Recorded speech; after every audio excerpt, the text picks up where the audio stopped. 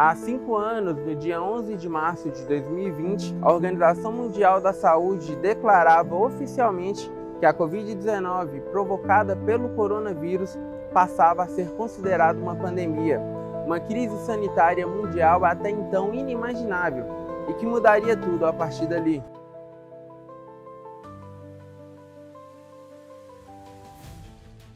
A doença, como já era esperado, chegou ao Brasil. Depois, a capital Belo Horizonte, e em poucos dias, a Covid já circulava aqui em Montes Claros. A primeira morte na cidade foi de um idoso de 69 anos, óbito este confirmado no dia 5 de abril de 2020. Naquela época, nos víamos em um cenário de inseguranças, sem medicamentos, sem estruturas adequadas, muitos de nós sem poder trabalhar e sem ver os nossos familiares, mas com uma única certeza: a Covid se espalhava cada vez mais rápido e ela ainda faria muitas vítimas.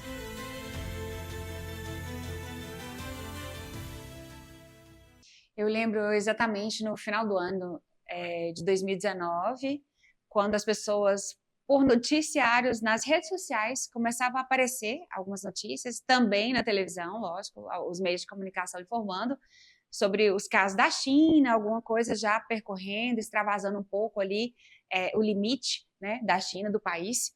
E a internet, principalmente pessoas alertando, algumas não acreditando ainda, fazendo alguns memes de brincadeiras e tal, algumas pessoas comentando, né, que não era algo tão alarmante como parecia. E, enfim, veio o carnaval no Brasil. Eu lembro exatamente, no feriado de carnaval, quando eu acessei a internet, pessoas comentando que pós-carnaval nós teríamos a entrada da Covid no país e que muitos não estavam acreditando na gravidade disso, não levando a situação como uma situação séria e de risco para tantas pessoas. E após o carnaval, foi o que exatamente aconteceu. Final de fevereiro, nós tivemos a entrada do primeiro caso em São Paulo e pessoas nas redes sociais comentando, algumas desesperadas já. Eu já comecei a ler os depoimentos desesperadores, assim, por que viajam tanto? Por que não fecharam fronteiras? Meu Deus, e agora? A Covid ela veio para a gente com várias certezas em relação ao processo. Primeiro, por não conhecermos a doença, ao mesmo tempo não sabíamos como é que seria a proporção em relação ao quadro infeccioso, não sabíamos lidar em relação à terapêutica, né, da doença. Então, foi um momento de muita incerteza e, ao mesmo tempo, de muita aflição, porque nós víamos o que estava acontecendo fora e, ao mesmo tempo, esperávamos chegar na gente. Então, nós nos resguardamos em relação a montarmos as estruturas necessárias e, ao mesmo tempo, foi um momento de muita dedicação, porque tudo que era promovido em relação à ciência, como a gente não tinha um conhecimento prévio, tentamos ali, né, dia após dia, em cima dos livros, em cima das conversas com os colegas, no intuito de pegar o mínimo de informação necessária para trazer a saúde do nosso paciente. Eu já estava falando, né, na mídia, televisão, rádio, né, celular, né? E aí a gente ouvia falar, né? E aí depois veio o papo da vacina, a gente correu atrás para tomar também, sabe? Mas nunca pensou assim que o negócio era brabo, forte igual foi, não. Eu acho que no início ninguém levou muito assim A sério, achou que é uma coisa que não ia chegar aqui, que era uma coisa assim que de ia capital, passar logo, tal. né? E aí foi só piorando a situação. Começou, né, o período da pandemia e eu lembro que teve um dia que ele brigou feio comigo. A gente ficou cerca de acho que quase um mês sem se falar. Mas assim, por besteira. Porque eu fui no aniversário de um amigo meu, que foi num local aqui na cidade, onde tinha cerca de 10, 15 pessoas, e ele falou, não vai, você vai pegar essa doença, você vai ficar doente. Aí eu falei assim, você não manda em mim. E eu fui. A gente ficou mais ou menos um mês de cara fechado um pro outro, sem se falar. Eu ficava na sala, ele ficava lá em cima, no terceiro andar, tudo. Mas eu fiz as pazes com ele no dia do aniversário dele.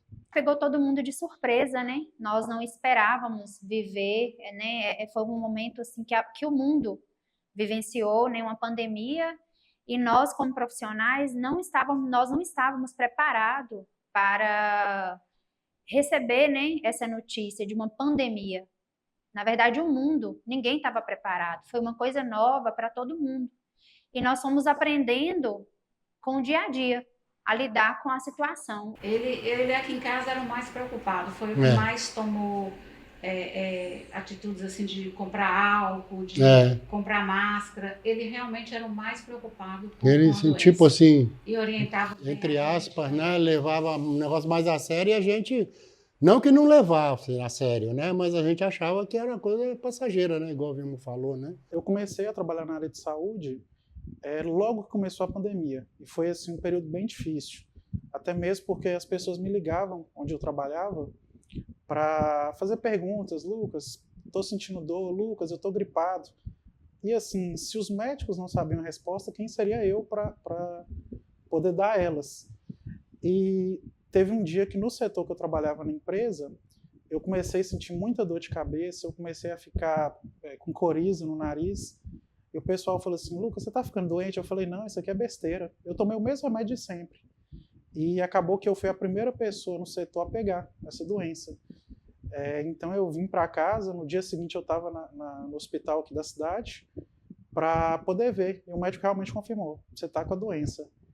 E de imediato o que eu fiz foi ficar no meu quarto, de uns 14, 15 dias, sem sair, sem nada. Foi um período difícil, porque eu sou ligado, né, no 220, mas eu fiquei no quarto. Eu fiquei uns 14, 15 dias de resguardo. Mas melhorei e recuperei. Quando eu peguei, eu fiquei muito desesperado, porque eu não tinha respostas. O que eu faço, que eu estou ficando sem ar, o que eu estou fazendo de certo, de errado. E eu, por ser o mais novo da família, eu queria meio que assim, saber o que eu poderia passar. Só que logo após eu ter pegado, a minha mãe pegou. E a minha mãe tem diabetes, tem lúpus, tem problemas de saúde assim, importantes. E eu fiquei com muito medo, porque na sequência de eu ter pegado, ela pegou. Aí eu fiquei naquele negócio assim: será que foi eu que passei para minha mãe e tudo? E quando meu irmão pegou, foi um desespero muito grande, porque eu fiquei naquela de me cobrar. Eu falei assim: eu sou a pessoa mais nova da família, e se alguma coisa acontecer, eu que tenho que cuidar dos meus pais, eu que tenho que dar força. E eu costumo dizer que eu amadureci muito na dor. Eu não amadureci com a idade, eu não amadureci com o tempo, mas eu amadureci com tudo que vem acontecendo com a nossa família no passar dos tempos. Foi desesperador para a gente, por quê? Porque ele ficou no hospital onde a gente não podia visitar, e aí a gente ficava sem saber o que estava acontecendo. A gente sabia que ele estava sofrendo muito, e assim, a gente via também que os médicos estavam meio assim, não tinha toda a informação, não tinha aquela preparação para uma doença que eles também desconheciam, né? Então, assim, foi desesperador para a gente, porque a gente não podia visitar ele, a gente sabia o sofrimento dele. E aí veio o lockdown, que chocou tantas pessoas. Pessoas com transtorno de ansiedade, pessoas depressivas, pessoas com predisposição ao TEPT, que é o transtorno de estresse pós-traumático. As pessoas com ansiedade fóbica foram as mais impactadas nesse momento. O desespero, sem saber se é uma doença que atingiria a todos, se levaria à morte, de que forma nós pegaríamos um dos outros, seria transmitido, né, o contágio, como iríamos alimentar, muitas compras em supermercados imediatamente após a notícia da entrada da doença, principalmente aqui também em Montes Claros. O medo de transmitir de qualquer forma, a gente não tinha informações sobre praticamente nada, e nem a eficácia dessas vacinas, que ainda, graças à ciência, uma velocidade em estudos para tentar socorrer a terra que, de fato, a gente entende que estava adoecida. Então, foi um impacto muito forte para todos nós. Fui contaminada, né, com Covid em julho de 2020, mas foi assim uma contaminação bem leve, porque foi logo lá no início. Então, né, foi bem tranquilo, não precisou nem usar todo o protocolo, né, com as medicações, não precisei nem usar o antibiótico. Então, assim, foi bem tranquilo. Fiquei isolada, no período ali de isolamento, mas depois fui liberada para poder voltar ao trabalho. Então, foi muito tranquilo mesmo. E com o passar do tempo, né, foi aparecendo essas variantes, né? Então, a situação ela foi ficando mais complicada. Eu falo que foram dias assombrosos, vazios, né? Que a humanidade, que o mundo viveu. Faltou, além, muito insumo, e além do insumo, algumas vezes nos deparávamos até com uma redução em relação à medicação. Aqui na cidade, a gente teve uma parceria muito grande. Eu acho que como estava todo mundo ali no intuito de promover saúde, então aconteceu muito, e dos hospitais até emprestarem insumos de um para o outro, os municípios de fora, onde a assistência do paciente menos grave acontecia, de trazer as medicações do paciente mais grave, para poder fazer até uma forma de doação mesmo, para aquele doente ser assistido da melhor forma possível. Então, assim, foi um momento de muita humanidade frente a também os gestores em relação à saúde, porque promoveu isso. E sem contar que além, né, desse momento, a quantidade de aparelhos de intervenção invasiva foi de forma assim, muito abrangente. A gente realmente tinha recurso em relação a respirador, claro que em algumas proporções, em alguns momentos, não vou colocar nem limitado, mas em alguns momentos de difícil manejo, mas a gente tinha, né, estava lá disposto para a gente.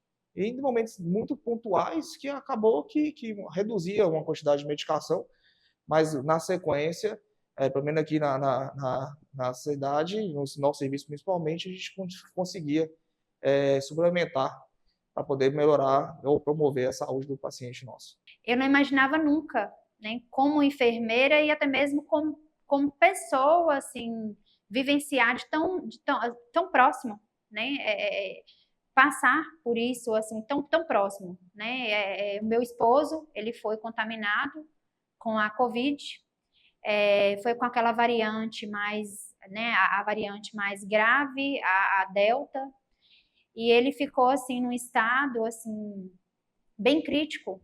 Então, quando eu falo que eu não imaginava vivenciar isso de tão perto como profissional e como familiar também. Então, minha ficha, ela não caía.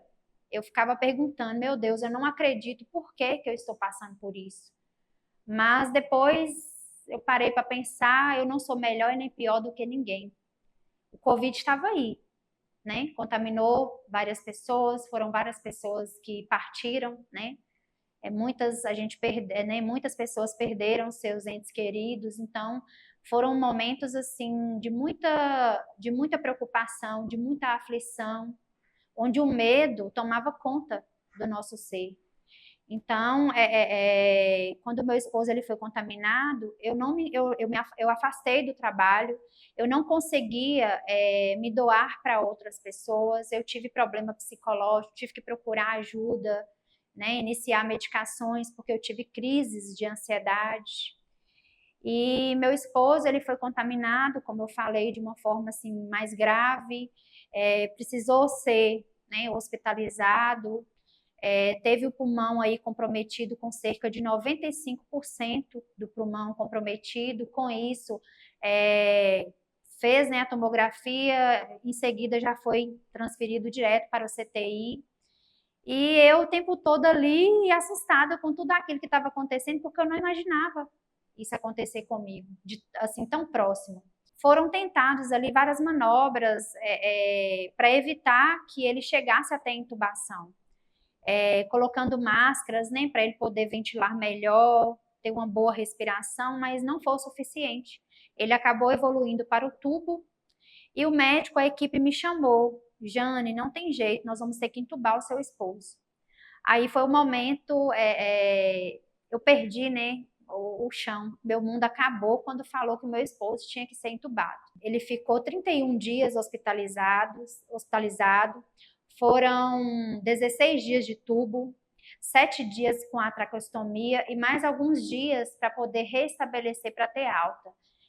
Meu esposo, ele perdeu 30 quilos, saiu assim, bem debilitado, mas o medo, né? O medo tomava conta, porque assim, o tempo que ele ficou ali entubado, que ele ficou ali no CTI, eu tinha muito medo, medo de perder, medo de receber uma ligação da instituição me comunicando, ó, seu esposo não resistiu, foi a óbito.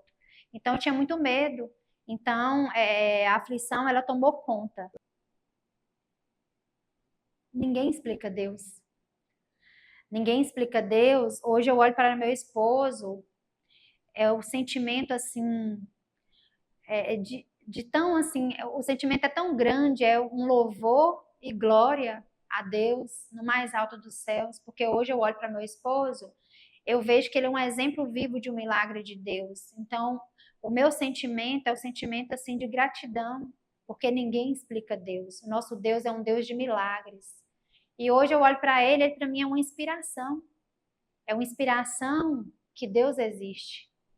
Né? E o que eu falo com ele, o que eu posso falar para ele é: amor, que bom que você voltou. Que bom que você voltou para mim, para nossa família. A gente trabalhava muito e não só em um serviço, a gente saía de um serviço e ia para outro, ia assim de forma sucessiva. Ficávamos dias e mais dias sem ver nossos familiares para poder realmente dar assistência maior, promover uma saúde de maior qualidade. Então, nós fazíamos ali 12 horas, 24 horas, em alguns momentos até 36 horas de trabalho, no intuito de realmente atender e vamos deixar o pessoal um pouco de lado e vamos tratar agora da saúde do outro. Então, essa corrente de humanidade foi muito grande, e foi enxergada, foi vista por todos os colegas. A gente tinha essa cumplicidade, às vezes um estava cansado, o outro vinha e cobria, a gente tinha essa cumplicidade para poder, né, até dar um descanso para o colega. Mas realmente a jornada foi bem ampla para poder promover isso aí. Foi um momento de muita angústia porque nós vivíamos o hoje e tentávamos promover saúde hoje. Então, as notícias quando chegavam para a gente, nos deparavam com muita incerteza e ao mesmo tempo gerava ansiedade, né? Gerava ansiedade que se promove até hoje, né? A gente sofre com ela até hoje. Porque nós vimos o nosso doente precisando de suplementação de oxigênio, como você colocou, e ao mesmo tempo a gente recebia a notícia de fora que não havia esse recurso necessário. Então, ao mesmo tempo a gente tinha que lidar com a vida, né, em promover a vida ali. Então, essa ansiedade, esses medos que passaram que tivemos nesse período, eles foram muito intensos. Mas, ao mesmo tempo, nós não podíamos nos focar frente a isso, porque nós tínhamos ali uma vida que nos pertencia, né, para gerar saúde. Então, essa ansiedade, nesse momento, ele ficava um pouquinho de lado, no intuito de cuidar, e aí que veio as consequências. E depois de passar tudo isso, aí sim a gente podia respirar, e aí ao respirar a gente vinha com esses terrores que nós vivíamos nessa época do Covid. Porque nós lembrávamos dos nossos pacientes, lembramos até hoje, né, dos nossos pacientes de forma constante, conversamos sobre isso de forma constante, e não tem como as lembranças dessa época não virem à tona. Elas vêm, e vêm também com um momento de muita ansiedade. Nos trazem ainda medo de voltar, né, de vir à tona, de estar presente no nosso meio de novo, e temos que viver todo esse novo processo aí de isolamento social, de uma cuidado em saúde ampla. Então a gente tem esse receio ainda, e principalmente por causa do que a gente viveu. Atendi pacientes assim também, né? São os profissionais da saúde que lidaram direto dentro dos hospitais, nos leitos de CTI, UTI, na gravidade, ali nas áreas isoladas dentro do hospital para atendimento, assim que foi permitido, né? Essas áreas eram isoladas para os pacientes. Desespero, honrando em primeiro lugar o juramento à profissão. Isso foi muito bonito dos pacientes que eu atendi, os médicos, enfermeiros, em nome da profissão estavam ali. Em nome do medo, eles também estavam ali em prontidão. Então, gente, é emocionante. Eu me emociono porque eu acompanhei choros, atendimentos, ligações, eles lá dentro dos hospitais, com medo de pegar doença, com medo de levar para os pais. Alguns não viram os pais por muitos dias, se isolaram realmente das famílias, tiveram que arrumar lugares para ficarem isolados. Então, um sofrimento muito grande desses profissionais belíssimos. Eles sabem exatamente o que passaram. Em nome de socorrer vidas, né? Nesse juramento que eu falo profissional, eles estavam ali de prontidão. Então, engolindo choros, engolindo desesperos, passando conforto sem ter conforto, passando segurança mesmo sem sentir segurança. É um momento de muito impacto e sofrimento.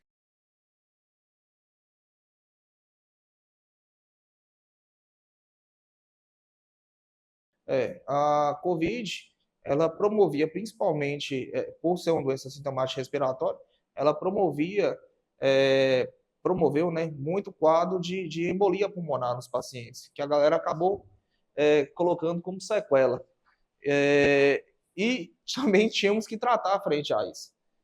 Tínhamos que promover uma reabilitação funcional no nosso paciente através da fisioterapia respiratória, medicações para poder tratar essas sequelas ditas aí, e ao mesmo tempo tratar a doença que se instalou após a Covid, que a maior parte das vezes foi a embolia pulmonar. Sequela, né, que pegou ele, né? E ele curou em 15 dias, mais ou menos. E aí que ele sentiu mal, já não estava ruim, né? E aí eu falei, vamos lá no PSF, né? Tem a médica lá, né? Aí ele até falava, né, que não vou no seu lugar cheio de gente não, que não sei o que, é perigoso pegar mais ou piorar, não sei o que. Falei, mas tem que ir, filho, você não está aguentando, você está sentindo falta de ar e tudo, né? E aí foi até, isso é uma coisa que, de tudo que me marcou, foi esse dia. Que eu peguei um Uber aqui com ele, o PSF é aqui em cima mesmo, no Sintra, né?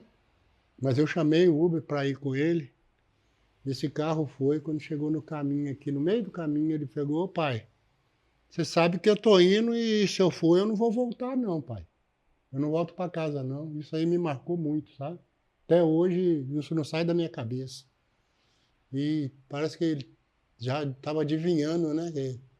Ele foi e não voltou. E assim, foi um baque para a família que até hoje a gente sente, a gente chora, a gente... Até hoje, né? Foi uma coisa assim, devastadora para a nossa família. A vacina só chegou depois. Só chegou depois, um mês depois. Até hoje a gente, tudo, desde quando ele faleceu, tudo que a gente faz, ou dentro de casa, ou na rua, ou não sei o que lá, tudo tem alguma coisa que lembra ele, sabe? Você vai, por exemplo, passa ali na praça, vê lá, Qualificar, ele estava lá. Você passa ali em cima, ele trabalhou ali na distribuidora Petrópolis, você lembra dele. Você está numa missa, vai rezar um Pai Nosso, ele é que ensinou para nós, para mim, para ela, que a gente reza o Pai Nosso é assim, não é assim, sabe? Então, um monte de coisa, qualquer detalhezinho lembrava ele. E teve também, desculpa, viu? Ele falava, né, muito com a gente, né, as coisas, tudo, né? Então, a gente, são colegas deles que tem até hoje, quase não, 4 anos vai fazer, né? Ainda vejo gente que não sabia e assustou quando soube que ele tinha falecido. Colegas que já trabalhou comigo e com ele na Novo Norte, que até hoje, tá? Tem gente que ainda pergunta como é que ele está. Não, ele faleceu. Quer dizer, então sempre tem um acontecimento, um lugar, uma coisa. A gente sempre lembra dele, sempre lembra dos ensinamentos dele, das correções que ele fazia com a gente. Era bom demais, sabe? Ele era inteligente. Muito inteligente. No meu caso, hoje eu não consigo dormir sem remédio, eu tomo vários antidepressivos. E tem dia que a gente levanta por levantar, porque assim, vai trabalhar no automático, entendeu? Então, assim, até hoje a gente ainda não... É um ditado, até hoje a ficha não caiu. Aceita, mas parece que não é verdade, que não aconteceu aquilo. Difícil de aceitar, até hoje. Você vai numa festa, você lembra dele, você está rindo ali, mas está pensando o que ele estaria fazendo, como é que seria aquela festa com ele. Então, assim, até hoje para a gente está muito difícil. Eu costumo dizer que eu não superei a morte do meu irmão, eu só segui em frente.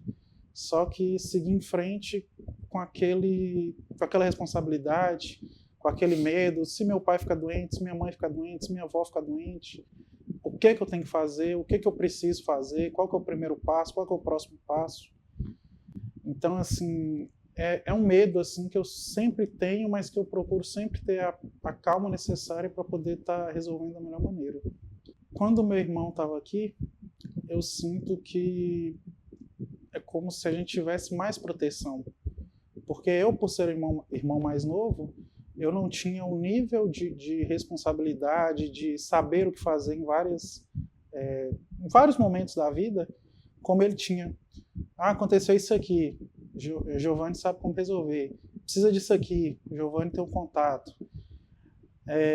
Então, assim, chegou um momento que ele veio a descansar, veio a falecer, que eu falei assim, agora é comigo. Então, assim, foi muito, assim, na verdade, muito complicado isso tudo. Eu acho que eu aproveitaria mais cada segundo com ele, sabe?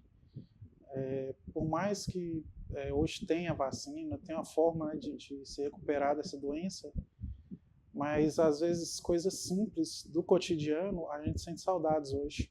Às vezes era um caso dele estar aqui no primeiro andar, eu no segundo. Hoje eu sinto falta de às vezes vir para cá ficar com ele, ou ele ir lá para o segundo andar ficar comigo. Assim, seria passar mais tempo juntos, sabe?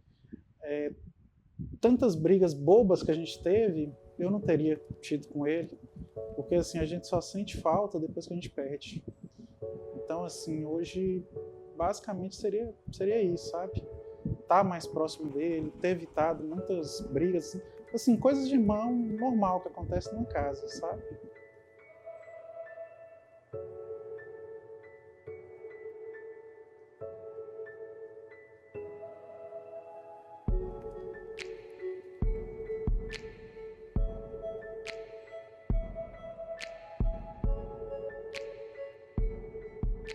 Eu digo sempre que o luto ele é eterno, né? Alguns acreditam que 4 meses, 2 meses, 6 meses. Eu digo não, é eterno. O luto é eterno. A dor, ela sempre vai existir. A lembrança sempre vai aparecer na sua memória. Então, não tem como esquecer. Em alguns momentos da sua vida você vai se impactar, vai rememorar situações e vai doer. Nesse momento que a dor aparece, ela é mais aguda. No momento que você dá conta que você precisa viver, que tem pessoas à sua volta, que a sua história de vida precisa continuar, que você é um ser único na Terra, mesmo em volta de tantas outras pessoas, a dor é sua. A dor é você que carrega e você precisa continuar a sua caminhada. Aí sim, muitos conseguem, mesmo na dor, caminhar. É o que eu ensino.